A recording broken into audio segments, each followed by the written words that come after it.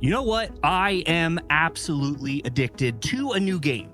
I recently got the Nintendo Switch 2, and I had to get a couple games. I had to think about what I could get from the vast library that exists. And I thought to myself, you know what? I could do farming. Farming could probably kill some time. It could kill a little bit of time. So I thought to myself, I'll get Rune Factory Guardians of Azuma, which I've always called Azuma, but that's wrong. So I know that now. Guardians of Azuma is a spin-off to the Rune Factory series. And quite honestly, I'm not talking from a person who knows everything about Rune Factory. In fact, I kind of know nearly nothing about it whatsoever. I don't know everything that there is to know about RuneScape. In fact, I kind of don't really know anything whatsoever. The last time I played one was many moons ago for the DS. But I thought to myself, you know, farming is farming, right? You can play farming games forever. So it's probably worth the money. I should check it out. And I've been really hyped for it for a long time because the big thing about the game that's really cool is it's super Japanese, which couldn't be better for the channel, couldn't be better for me as a person. And so I picked it up and I went to start playing. And oh boy, was I very pleasantly surprised when I found out that this game, in a lot of ways, actually plays so much more like an RPG than like a farming game. So if you're one of those people that is immediately turned off because you're like, Rune Factory does the farming and then has the RPG stuff. No, this is like nearly a full-bore RPG. And I'm just hooked, completely hooked on it. You know, and it's like you can pick which way you want to play the game. You can go ahead and you can farm all day and you can just ignore all the main missions. You don't have to go dungeoning. You can just farm. You'll be kind of limited for quite a while, but you know, you can do that if you want to. You can also play through the RPG part of it. You can go fight monsters. You can go complete quests. You can, you know, do all the things that you need to do in the game, and it'll get you more options available for your farming stuff. And then when you feel like you want to take a little break, you know, maybe you're tired of that boss that's been whooping your butt. Not me, I'm on easy mode, but you might get tired of it and you might want to take a little bit of break. And so you can sit back and you can farm and you can build your village. And this game not only has one village, but it's got multiple villages. Pretty much a village for every season from the part that I played. I haven't beat the game yet. I'm like 35 hours or something into it. All right, so I've been kind of tangentically speaking, and I really need to get into the actual parts of the game. So one of the biggest draws, at least for me, is the story to this game. It starts off like pretty mysteriously and honestly kind of tropey. You got the memory loss thing, but this time you're flying dragons up in the air and stuff, and it's kind of wild. You're in this big dragon fight and everything, and then you end up crashing into this shrine down in the Spring Village. And that's where everything kind of starts. You got this little lamb guy that's your buddy. You find out he's the big boy dragon, which is kind of a spoiler to the beginning, so I am sorry for that, but there's just way more that it goes into from there. So there's this guy, Azuma, and you gotta rescue him. You gotta save him. Something's gone on with him. It's kind of, you know, muddled up. And in order to do that, you have to kind of awaken the gods, and you waken them up, and they were lame, so you gotta make them good. And so that's where kind of the farming mechanic goes in with it. You're building your little village out, you're making things better, making things bigger, and makes the god happier, right? And that's basically where it starts. And I was totally interested, and I was on board with just that in itself. But wow, as you keep playing, they bring in things that I had no idea. Like, I was like 25 hours into the story, playing the game, doing my normal story things that I'm doing. I thought I got some good twists and turns and, you know, behind me. And yeah, poof.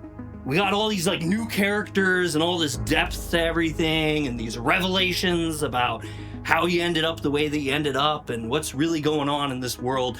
And then it just kind of really expands from there. And I'm not going to give any spoilers away. I haven't even finished the story yet, so I really can't give big spoilers away, but it's great. It's really, really great. And the 25-hour mark was about the time where things were kind of starting, they were starting into the mundane. So it wasn't like it was getting boring. I don't want to say that, but it was kind of becoming into that part. It was going to start feeling that way. And then that's when they add the story stuff in. And I just think that's just masterful pacing. I absolutely loved it. I'm a huge, huge, huge fan of the story. And if you want to play this game just for the story and the characters, you're going to have a wonderful time just with that aspect in itself. Speaking about the characters, you know, we know farming games, they're pretty basic in the way that, you know, you got your farming, and then what's your real end goal? It's kind of like to start a family. You need to find, you know, your member in the town that is the person that's, you know, most aligned with you, the person you like the most. I always pick the bitchy ones. I don't know why that works out like that. I'm not like that in real life, but, you know, I'm talking about Karen in Harvest Moon, if you're familiar with her 64 version.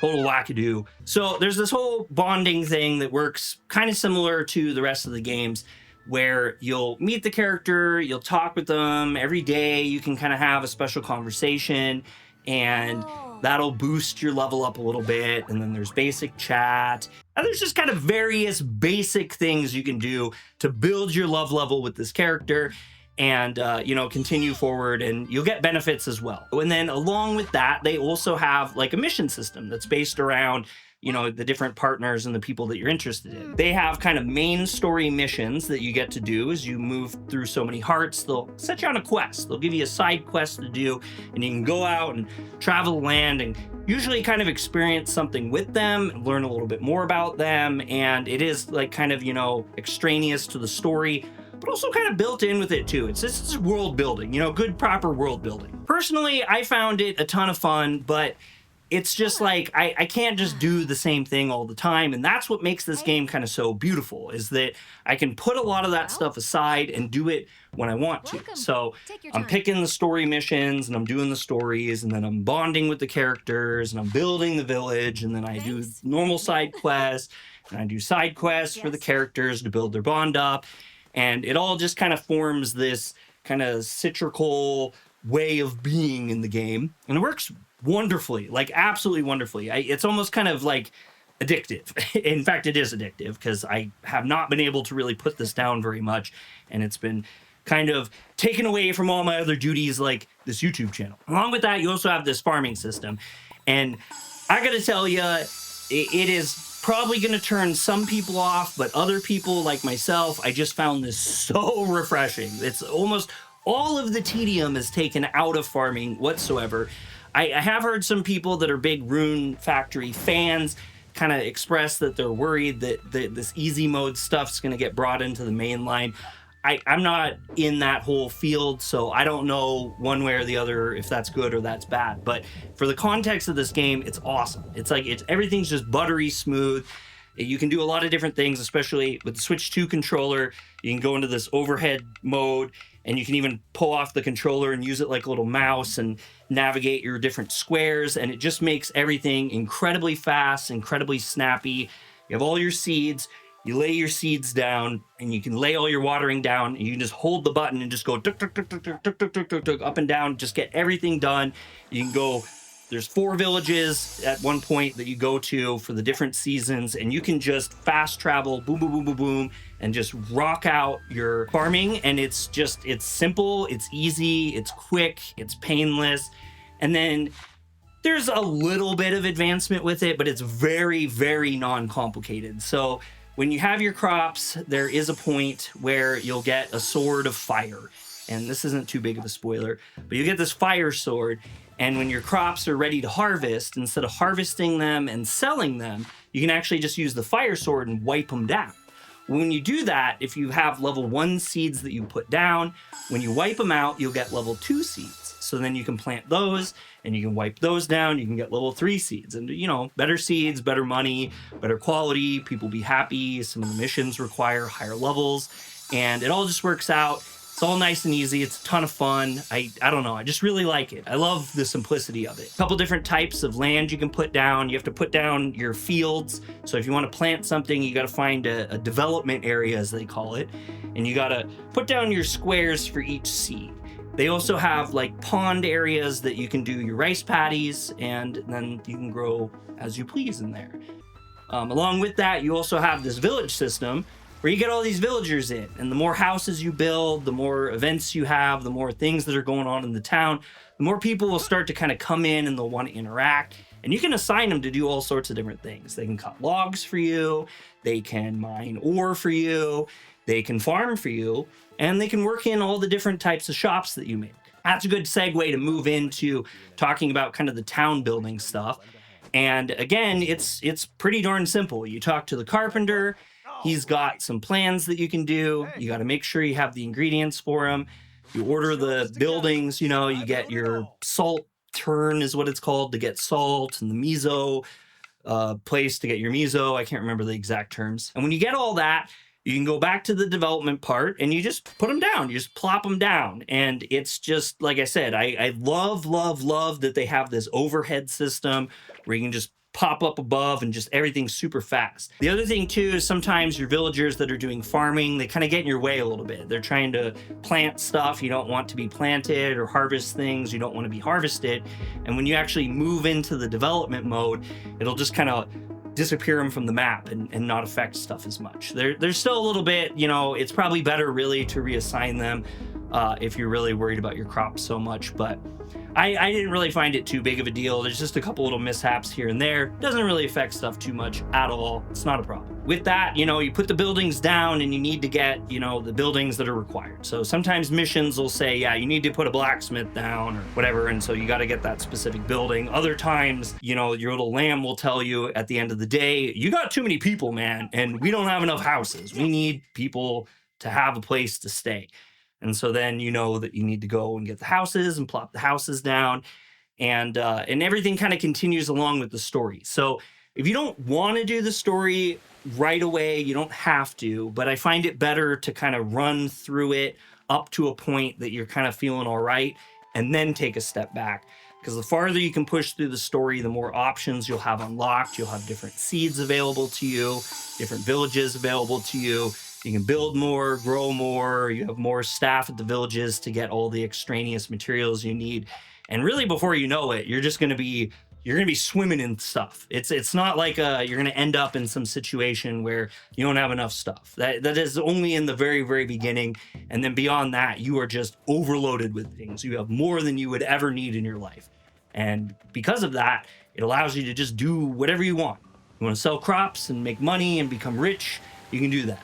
You want to not make money and cut all your crops down to make them bigger and more powerful, that's an option too.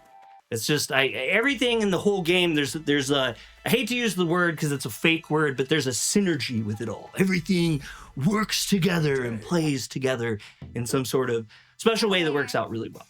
And like I said, it is addicting like crack. Well, I've never done crack, but I would imagine it's addicting like crack. So the video is not too long. I don't want to get into everything, but I do got to tell you, this game has got great story. It has incredibly interesting characters. If you like waifus, oh my god. Like right off the top, there's the spring goddess, waifu of all waifus in my opinion. But there's someone for everyone. There's bitter people, there's happy people, there's melancholy people. You can learn about whoever you want to, and you can experience things, and there's just so much to do. It's absolutely amazing. And it runs flawlessly on the Switch too. It looks so good. It runs so great on the handheld and on the TV. It's just smooth as butter. Everything's nice and crisp and clean. And I never had a single issue with anything, really. There's a couple times, you know, if you're jumping from area to area, there's like maybe 2 seconds of slowdown in the loading areas, but even the loading times are super quick. I mean, the game's great. It's really great in almost all aspects. I believe it's also out on the PC too, which if you have a Steam Deck, you know, you could get the Switch 2 experience without getting a Switch 2, which is super cool. So that's an option as well. I can't tell you what the performance or anything's like because I didn't buy it for that. This is one of those games that I have no affiliation with anything. Follow Xseed. I love Xseed because they're a game company that makes a lot of great games that are perfect for the page and perfect for me, but I haven't worked with them at all before.